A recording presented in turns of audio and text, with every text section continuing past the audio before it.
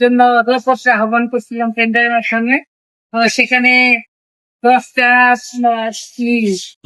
দরপত্র জমা হয়েছে। তার মধ্যে সর্বোচ্চ দরদাতা হচ্ছে 3,32,888 টাকা।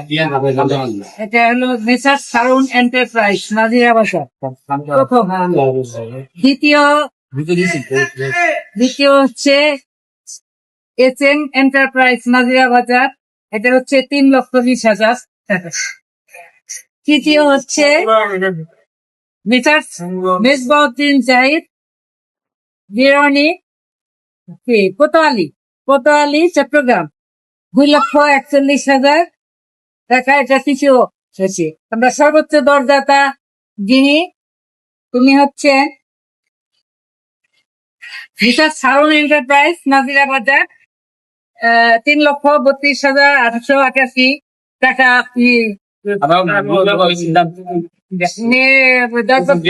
দিয়েছে। আমরা এটাকে